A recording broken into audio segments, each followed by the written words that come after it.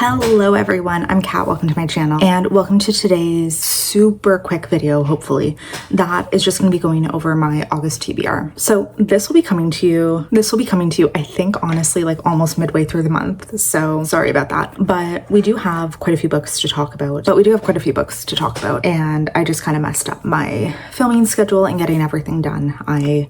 Just things are very delayed this month. So the TBR, we're going to break it down into 3 parts. One of them is rollovers from last month, which I have honestly an embarrassing amount. I did really bad last month at actually sticking to my TBR. Read a crazy amount, just didn't actually read anything that I wanted to or that I had planned. Yeah, I didn't do good with it. Then we're gonna have series continuations. So as some of you know, I am really focused this year on trying to read down my physical TBR, but also I have a loose goal in mind that I really want to continue series. I have a few that I want to read by the end of the year, which include the Witcher series, The Expanse by James S. A. Corey, and basically all of Robin Hobb's works. So I do really want to focus on those, but also I want to put a bigger emphasis on myself of continuing series that I've started and like reading them fairly close in continuation to when I read like the last installation, because there's a few that I can guarantee that, like, you know, if I go multiple months in between, I might not remember what's going on. So I want to get better at that. And then the last section, I just have 3 randoms that I want to add in because I'm very excited for them. So with that being said, let's dive into the books that I am rolling over from my July TBR, which this is actually kind of embarrassing because there's so many.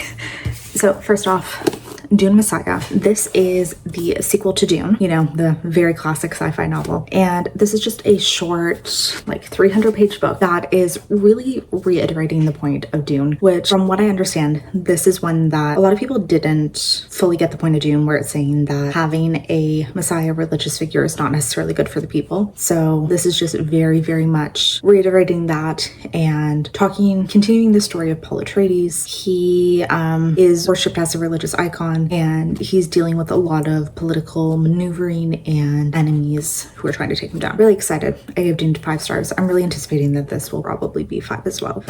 Next, we have Age of Myth by Michael J. Sullivan. This is one that sounds very interesting. I've never read anything by this author, but I really liked the sound of this when I picked it up. So humans have worshipped the gods, and there is a point in time where one of the gods falls to a human blade, and this really changes like the power dynamic that had previously been existing. So like before that, gods were the rulers, they were like 100% in charge, with humans being under their control. I'm assuming very much like humans are there at their every whim. So now like everything has changed. We have a god killer that we're following, a young seer, and somebody who is coming to lead their people. So it sounds like the Age of Myth is over, time of rebellion has begun. So I believe that this is all of the people overthrowing the gods, which I'm pretty excited for. I think that could be super interesting. Next we have Assassin's Quest by Robin Hobb. This is what one? Book 2? Book 2 in the... Oh no, this is book 3. Okay.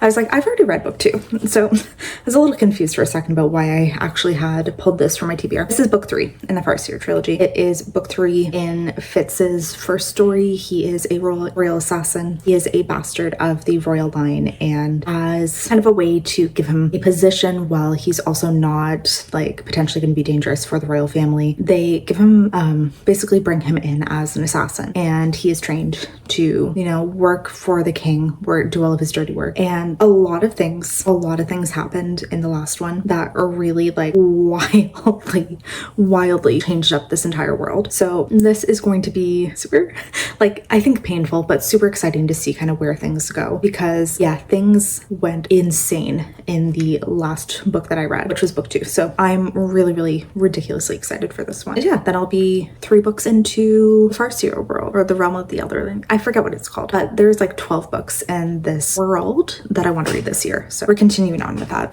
Then The Blood of Elves by Andrzej Sapkowski. This is book 1 in the Witcher series. It's basically a monster hunter who is traveling along and comes in contact with this child that he's fated to be in her life, kind of like their lives are fated to intersect, and we follow them as they are involved involved in a war and he has to protect her and bring her to safety. I love the show, of course, like so many people. Really love the show. So I've been wanting to read this for the longest time, and it's finally time. This is another one of those series that I want to finish by the end of the year. So yeah, let's get going. I really need to finally read this and yeah, make this a priority.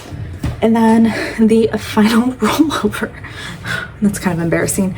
I have Jade War by Fonda Lee. This is the sequel to Jade City. So it's another one that I just kind of want to continue on in the world. This is basically on this mythical island that has jade. It is this magical stone power source that basically allows people, like when they consume it, they can have like supernatural abilities basically, or like extra power, extra powerful things.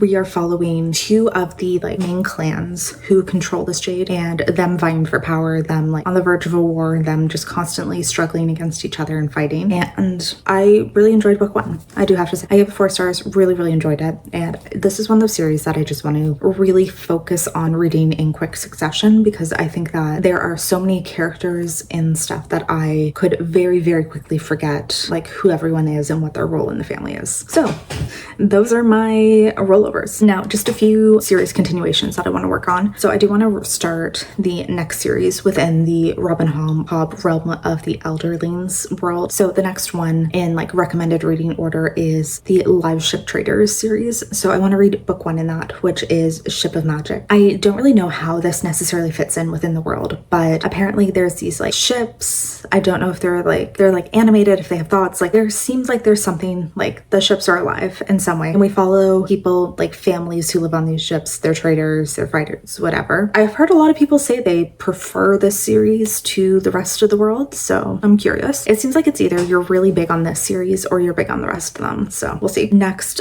book 6 in the Expanse series, which is Babylon's Ashes by James S. A. Corey. Love this series, love it. It's like this huge gigantic war between all of these different planets and like stations, colonies, like all of these different things that are going on, and all of this like intense fighting and political stuff going on between all of these different entities of people. Love it. Like I give it almost every book in this series 5 stars.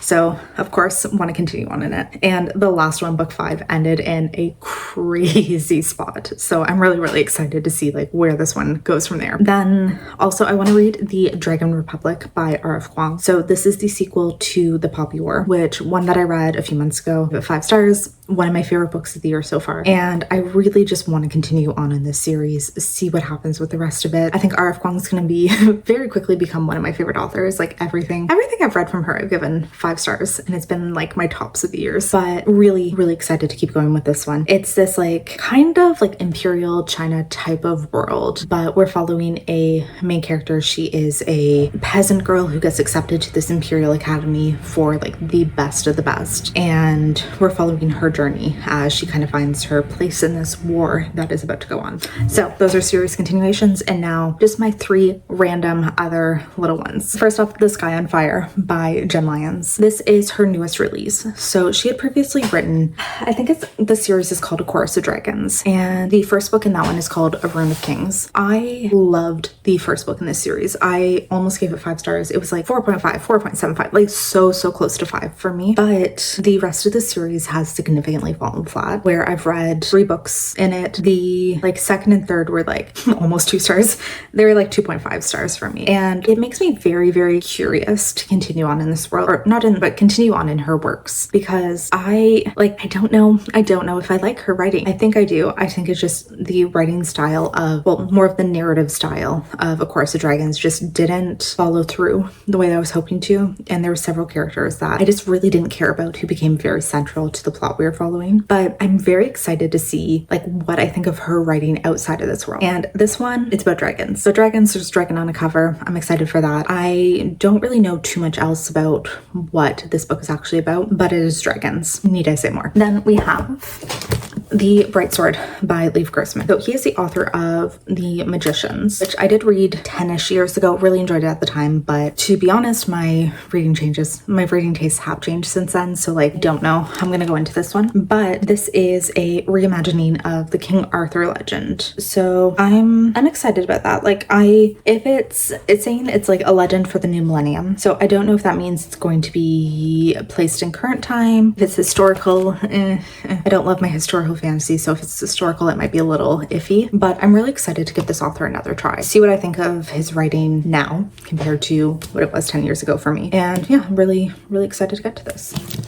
And then the final book we'll talk about is Old Man's War by John Scalzi. So I've read 2 books by him, enjoyed both them. He writes like in a very humorous sci-fi books, but this one is, I love the premise of this. So humanity's made it to space. There's planets that are, the planets fit to live on are very scarce, and alien races will fight over them. So to defend Earth, they have this thing where when you reach retirement age, you can join the Colonial Defense Force. They want people who carry the knowledge and skills of decades of living. You'll be taken off Earth, never allowed to return. You'll serve 2 years at the front, and if you survive, you're given a homestead on one of the colony planets. So I'm really excited about this. It sounds ridiculous. It sounds weird.